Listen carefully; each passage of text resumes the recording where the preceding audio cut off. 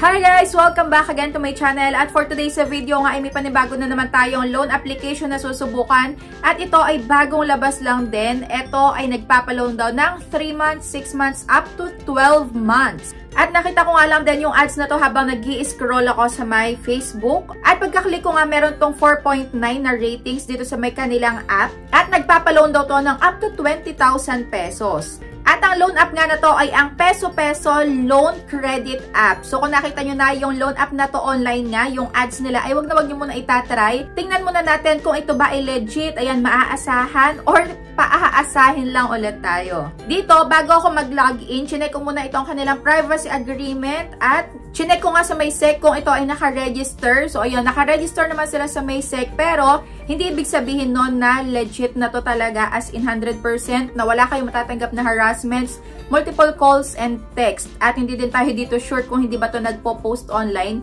If ever nga na malate ka ng pagbabayad or on the best hindi ka makapagbayad. So ayan, kung interesado ka malaman yung loan app na to dahil baka legit naman, ay panoorin mo yung video na to hanggang dulo. Pero syempre, kung bago ka pa lang dito sa aking YouTube channel, ay huwag mo kalimutan mag-subscribe at pindutin mo na din yung notification bell para lagi ka maging updated sa mga next uploads ko. And sumali ka na din sa aking GCash giveaway every month yan at sa aking 2 cellphone giveaway. Kung paano sumali, kailangan lagi ka lang updated dito sa mga ina-upload ko. At huwag mo akong kalimutang i-PM sa my Facebook page ko para maisali agad kita.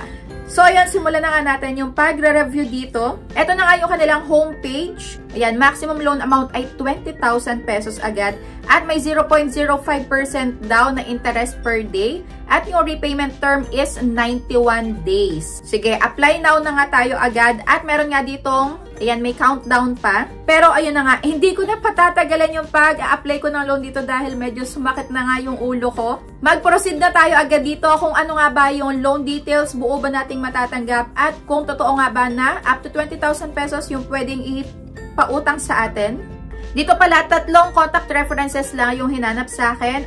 At dito, hindi nga sila mabusisi sa may pag-take ng picture, sa may facial verification, okay lang kahit medyo malabo, nagalaw, or ayun, hindi talagang totally nakaharap sa yung camera is tinatanggap nila. At hindi pa natatapos yung countdown na to ay, ayun, okay na ako agad dito sa may process, natapos ko na agad. Ibig sabihin nun ay kaunti nga lang din yung i-share ko ditong personal information ko.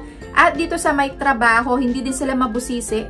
Hindi nga dito tinanong kung ano yung address ng company na pinagtatrabahuhan at wala ding company phone number na hinanap. Ayan, madami din ditong ID na pwedeng gamitin.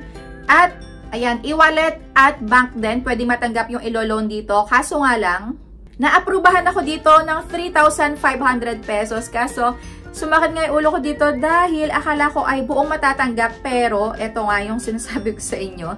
Tamang-tama lang yung ginagawa nyo na nanonood kayo ng mga ganitong klaseng loan app review para hindi nga kayo mapahamak na ma-submit nyo agad dito nang hindi nyo naman pala alam kung buo nyo bang matatanggap itong ilo-loan nyo. Dito nga is 3,500 down, aprobahan ako, at yung repayment time is September 19 na agad. So lumalabas dito na fake news itong 91 days. Ayun, 7 days lang talaga to. Alam naman natin na yung mga 7 days na to dapat on or before your due date, mas okay nga, mas maaga. Wala pang 7 days ay makapagbayad ka na dahil makakatanggap ka talaga for sure ng multiple calls and text. At dito nga sa may first na pagbabayad ay 3,500 na nga ang babayaran. Ito pala ay 3. Ayan, 3 repayment period. So yung pangalawa ay next month, 79 pesos na lang yung babayaran. At yung pangatlo is sa December pa, which is 79 pesos din. At pagka doon nabayaran na itong unang repayment period is, hindi mo na kailangang bayaran yung pangalawa at pangatlo. Kaso nga lang, ito na nga yung pinaka-details ng loan. Hindi mo siya buong matatanggap dahil yung i-disburse lang sa'yo sa may GCash mo or sa may bank mo is 2,205 pesos lang. At yung service fee dito or yung makakaltas is 1,295. At yung interest is 159 pesos. Chinek ko nga din yung loan agreement.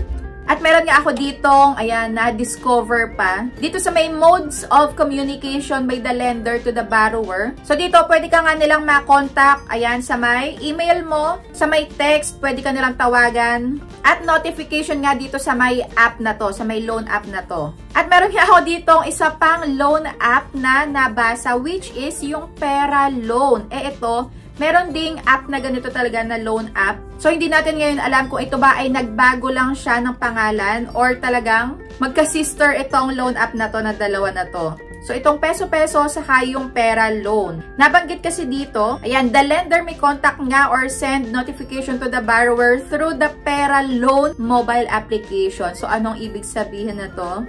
Maaaring nagpalit nga ng pangalan or magka-sister itong dalawa na to, na iisa nga lang yung kanilang loan agreement. At nag-search nga ako dito sa may ratings sa may application nila, kaya pala 4.9 ay 27 ratings pa lang yung nagre-rate dito at syempre more on panigurado. Sila lang din yung mga nagre-rate dito, kaya ayan 4.9. Syempre pag nakita natin yung 4.9 ay napakaganda na nitong loan app na to. Kaso nga lang hindi. Ayan, wala ka ditong makikita na mga bad reviews dahil kaunti pa lang.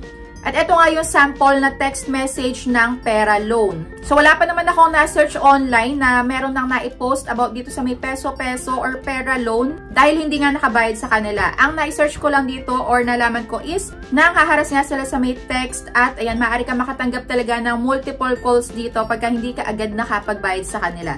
At ayan nga yung sample ng text message galing sa kanila. Ayan, talagang meron ka dito matatanggap na pagbabanta. At wala na din sa may iOS itong pera loan na to. So, yung peso-peso is andito pa din for sure ay nagbago na nga ito ng pangalan. Kaya nawala na itong pera loan. So, ayun, panibagong paasa na naman po ng loan app ang na-discover natin ngayong araw. So, kung meron pa kayong nakita na ibang ads na ayaw nyo munang itry, ay i-comment nyo dyan sa may comment section at itatry ko yan para sa inyo. So, ayun, medyo mababa yung energy ko ngayon dahil sumasakit yung ulo ko.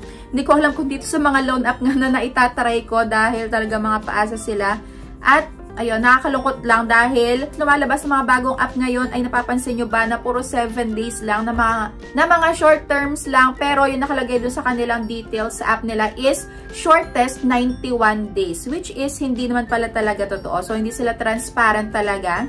At panigurado ay nagbubura din ng mga bad ratings to sa kanilang application. So, ayun lang, kung nakapag-try na din kayo ditong mag-loan sa may peso-peso or sa may pera loan is i-comment nyo na din dyan sa may comment section para maging aware nga din yung iba kung ano pa yung mga possible na ma-experience nila dito sa my loan app na to. So, para sa akin is not recommended to dahil napakalaki po ng matatanggal. Ayan, yung service fee nila. Kung kailangan mo yung 3,500 ay hindi mo siya buong makukuha. So, ayun lang. Thank you for watching and see you on my next vlog.